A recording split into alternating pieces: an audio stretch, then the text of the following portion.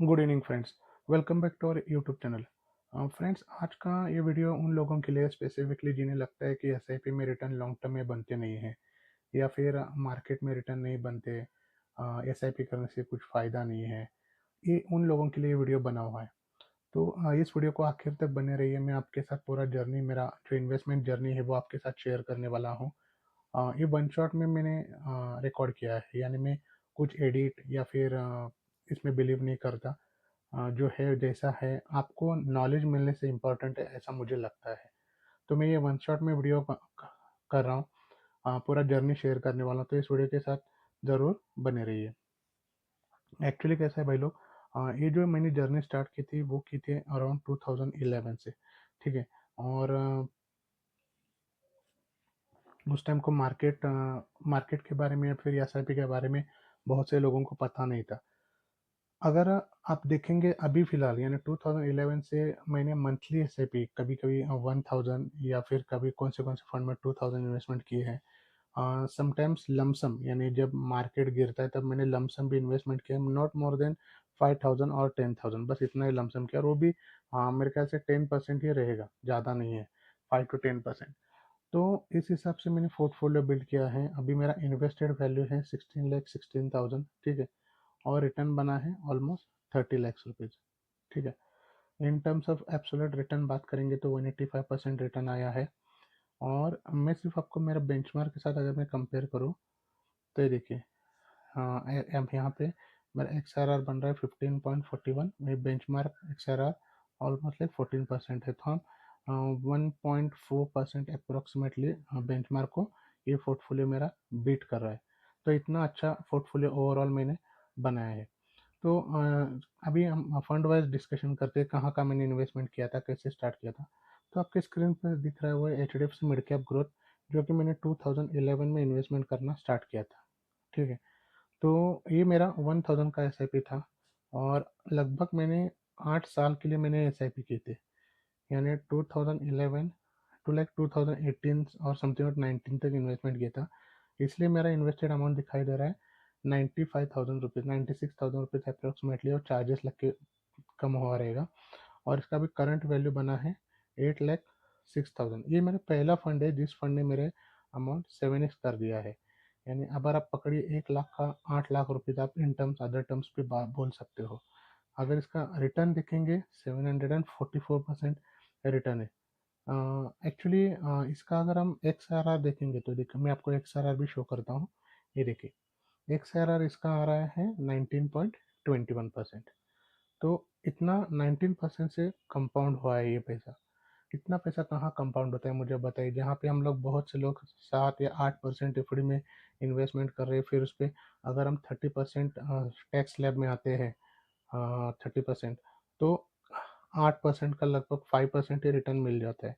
लेकिन थोड़ा अगर हम पेशेंस रखें, ठीक है, या फिर थोड़ा खुद पे बिलीव करके लॉन्ग टर्म की सोचे, तो पैसा कंपाउंड होता है, बहुत अच्छी तरह कंपाउंड होता है भाई लोग, ये मैं आपको बताना चाहता हूँ।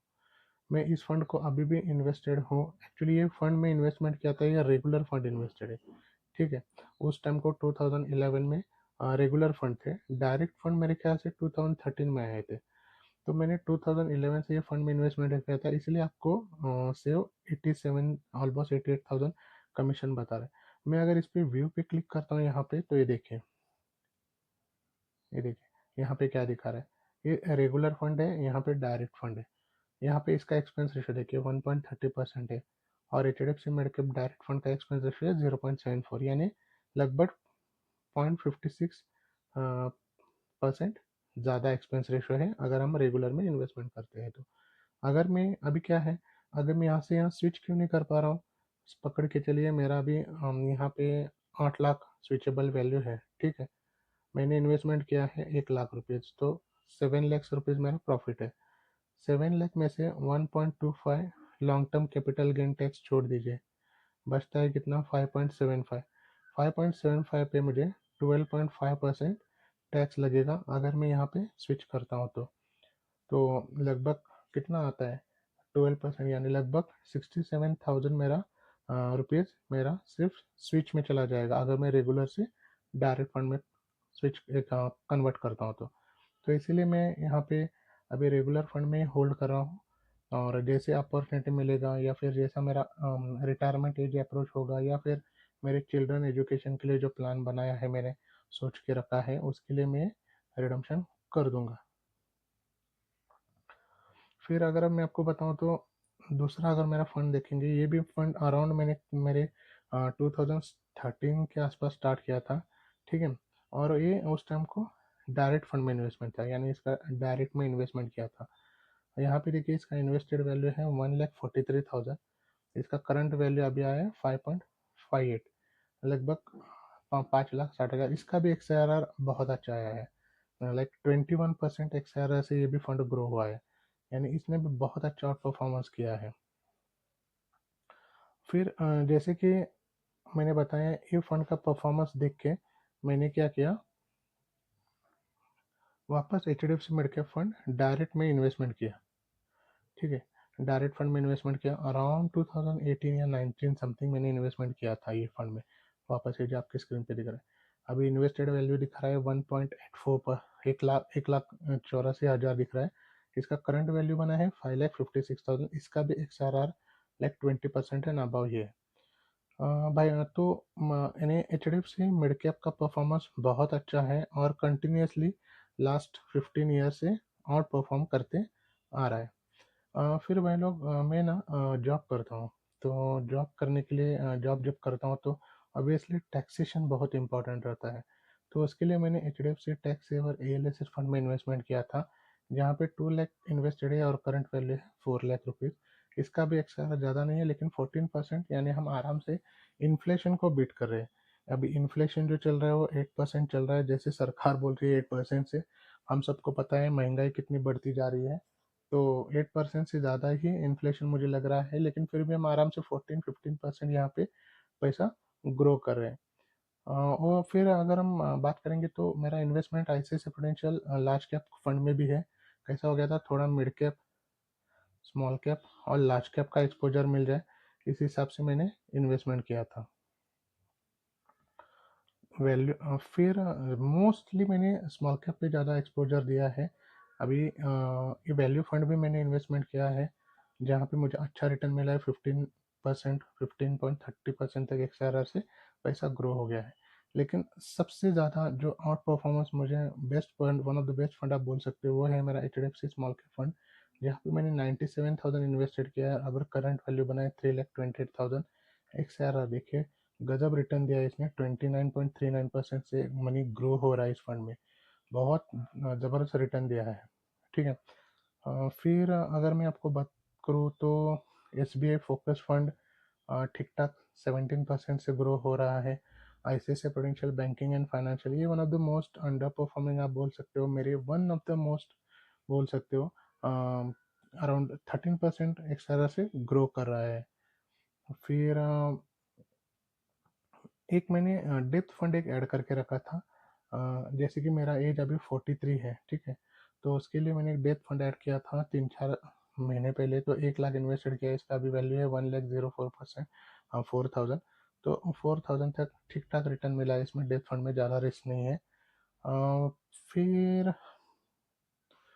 वापस मैंने स्मॉल कैप ऐड किया है अभी रिसेंटली, यहाँ पे मेरा SIP भी चल रहा है, 46,000 इन्वेस्टेड है और 52,000 इसका रिटर्न बना है। इसका भी XRR अराउंड 21% आ रहा है। अगर मैं नेक्स्ट बात करूँ, ये HDFC टैक्स और ALSS फंड, जहाँ पे मैंने 30,000 इन्वेस्टेड किया था, इसका XRR 7.23% आपको दिख रहा है, लेकिन इसका डिविडेंड पे आउट होता है। एवरी मार्च में मुझे डिविडेंड इसका मिलता है, तो एक एडिशनल इनकम आप बोल सकते हो, जहाँ पे ये मुझे पैसा मिलता रहता है इस फंड के थ्रू। फिर बंधन स्मॉल कैप भी रिसेंटली ऐड किया है, इसका भी 44,000 इन्वेस्टेड है। इसका देखिए XRR देखिए, बिल्कुल गजब से ग्रो कर रहा है, 34% लगभग से XRR से ग्रो कर रहा है। जियो फ्लेक्सी कैप में मेरा SIP अभी चल रहा है, लेकिन ये थोड़ा अंडर परफॉर्मेंस है इन कंपेयर टू अदर अभी फिलहाल के लिए। फिर ज़्यादा कुछ नहीं, डिफेंस फंड ने भी अच्छा रिटर्न दिया है। इसमें मेरा SIP नहीं है, लेकिन 17,000 इन्वेस्टेड है, इसका वैल्यू बना है 27,000 और XRR लगभग 46%। तो मैं आपको यही बताना चाहता हूँ भाई लोग कि ओवरऑल अगर आप देखेंगे तो लॉन्ग टर्म में बहुत अच्छा पैसा बनता है। अ, आपको सिर्फ एक पेशेंस रख के, बिल्कुल आप जैसे मेरा भी एज 43 है, तो मैं हूँ राहुल द्रविड़ के ज़माने से हम आप बोल सकते हो, वो जब क्रिकेटर इन्वेस्टमेंट करता था राहुल द्रविड़, आपको पता नहीं, या फिर जो नए लोग हैं क्रिकेट में उनको पता है नहीं, पता ही नहीं, लेकिन राहुल द्रविड़ जैसे इन्वेस्टमेंट करके जैसे खेलता था, वैसे हमें इन्वेस्टमेंट करना है, पेशेंसली रहना है।